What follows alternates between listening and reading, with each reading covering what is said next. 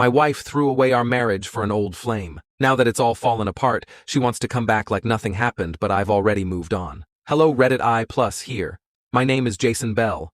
I'm 36, and I own a growing auto repair business just outside of Cedar Ridge, a mid-sized town where everybody knows everybody. It took me nearly a decade to build that shop from the ground up, working weekends, holidays, and every late night imaginable. I'm not rich, but I'm steady, comfortable. I live in a modest home I bought 6 years ago, one I hoped would be filled with laughter, love, and one day, children. And then came her, Emma. Emma's 31st.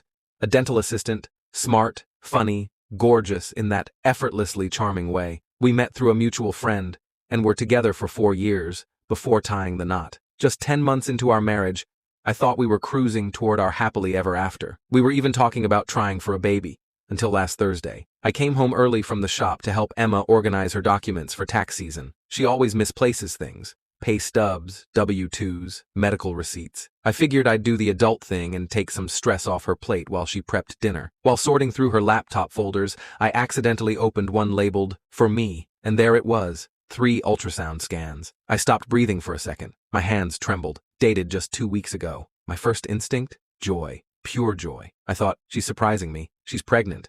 We're having a baby. I walked into the kitchen, laptop in hand, heart racing like a kid on Christmas morning. But as soon as she saw the screen, her face lost every ounce of color. She dropped the spatula, stared at me like I had caught her committing a crime. She sat down without a word, buried her face in her hands, and whispered the words that would gut me. "You're not the father." I stood there like someone had pulled the floor from under me. What do you mean I'm not the father? I was looking at ultrasound pictures, already picturing my dad teaching our kid how to fish.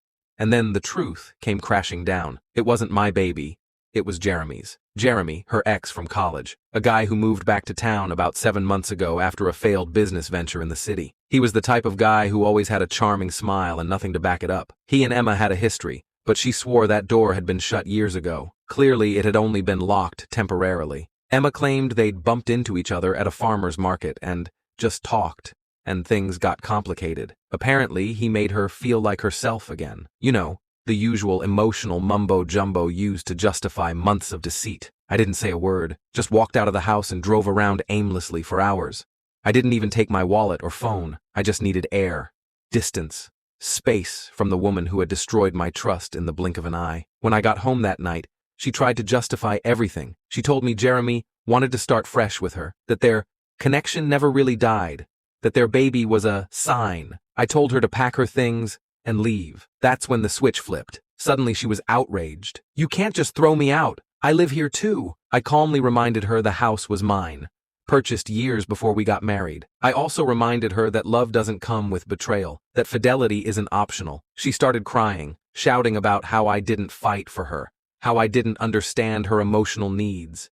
She even said, "Maybe Jeremy is just more of a man than you are. He actually makes me feel wanted." That was the moment something inside me snapped. The heartbreak burned off and left only cold clarity. I told her she had 24 hours to get out. If Jeremy was such a real man, he could come pick her up himself. The next morning, she was gone.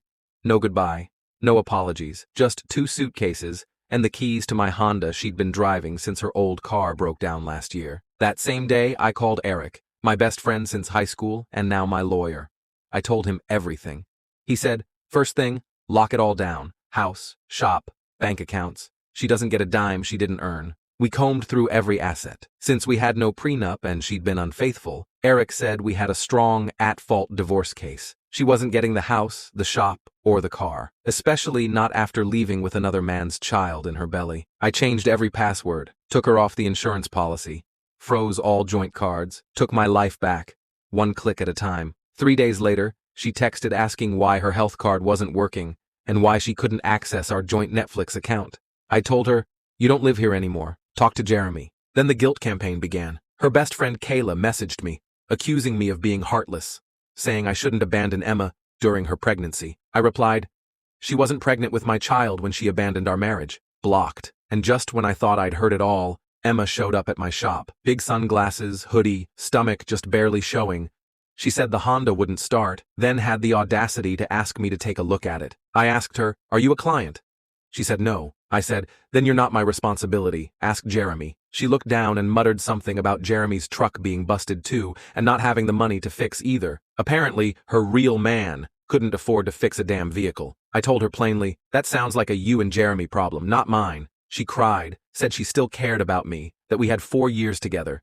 Tried to play the history card. I told her she cashed that in the moment she crawled back to her ex's bed and thought I'd raise his kid. She left in silence. The best part? News travels fast in Cedar Ridge. By the weekend, the whole town knew. I didn't say a word. Emma's drama carried itself. People came by the shop just to say they were proud of how I handled it. Even old customers tipped extra just to show support. My mom, bless her, cried for days. My dad, he called and said, son, she did you the biggest favor of your life. My brother Max sent me a single text.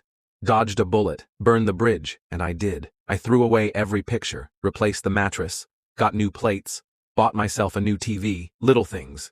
But they mattered. My life finally felt like mine again. 2 months later, I ran into Kayla at the grocery store. She gave me a half smile and said, Emma asks about you sometimes. I said, that's nice. How's life with Jeremy? She hesitated. Said he's been struggling to find work. Emma had to reduce her hours due to morning sickness. Their apartment isn't in great shape. Money's tight. I just nodded. Because here's the truth. I don't hate Emma. I pity her. She left a man who loved her, provided for her, respected her, for a fantasy that fell apart in record time. She thought she'd find fireworks with Jeremy. All she found was a broke man with a busted truck and a baby on the way. Meanwhile, I'm rebuilding, I'm healing, and I'm thriving. She picked her path, and now she gets to walk it, alone. It had been nearly 6 weeks since Emma walked out of my life, and I was finally feeling like myself again. The shop was running smoothly. Business had even picked up. Maybe because half the town now wanted to support the cheated mechanic who stood his ground. I was sleeping better, eating better. My friends dragged me out more, and for the first time in months, I could laugh without it feeling fake. But Emma? Oh, her world was unraveling faster than she could glue it back together. It started with a knock on my office door at the shop on a Thursday afternoon. I looked up, and there stood Jeremy, hair slicked back with cheap gel, shirt half tucked, construction boots muddy. He didn't ask if I had a minute. He just barged in and shut the door behind him. You need to back off, he said. I blinked. Back off what exactly? Emma's stressed. She doesn't need you turning people against her. I laughed. Hard. People turned against her all by themselves, Jeremy. I didn't say a word. She made her choices. You made yours. She's pregnant, man. She's vulnerable. Then maybe you shouldn't have gotten her pregnant while she was married, I said, standing up. And maybe you shouldn't be showing up at my place of business acting like you have a moral high ground. He started puffing up his chest. You think you're better than me? No, I said calmly. I know I'm better than a man who gets a married woman pregnant and then can't even keep his own truck running. That hit him. His jaw twitched. Before he could respond, I stepped closer and added, you're not here to protect her. You're here because she's falling apart and you're realizing you've tied yourself to a sinking ship. He muttered something under his breath and left, but I wasn't done. A week later, I got a call from Emma's boss. Well, former boss. She'd missed 3 days in a row. Showed up late the 4th, visibly crying in the staff room. Apparently, she told her supervisor I was ruining her reputation and asked if I could be talked to. Talked to? That same day, I got a call from a number I didn't recognize. I let it go to voicemail. Hi, Jason. This is Susan. I'm Emma's mother. I know we've never really talked much, but I was hoping we could meet for coffee. Emma's going through a lot right now, and I think some perspective would help both of you. I didn't reply, but she didn't give up. 2 days later, she showed up at my house with a grocery bag full of baked goods. Homemade. Chocolate chip cookies. The same ones Emma used to bring over when we were dating. Coincidence? I think not. She said Emma was overwhelmed, hormonal, regretting everything. She's made mistakes, Susan said gently, but she's still the same girl who loved you. No, ma'am, I said, handing the cookies back to her. The girl who loved me would have never let Jeremy back in her life. That girl's gone. Susan looked like she wanted to cry, but I shut the door. Then came the letter. A week later, in my mailbox, a handwritten note on floral stationery, Emma's handwriting. She wrote about the pregnancy, how Ryan had lost 2 jobs in 1 month, how they were 3 months behind on rent and the stress was making her physically sick, how she missed the life we had, the stability.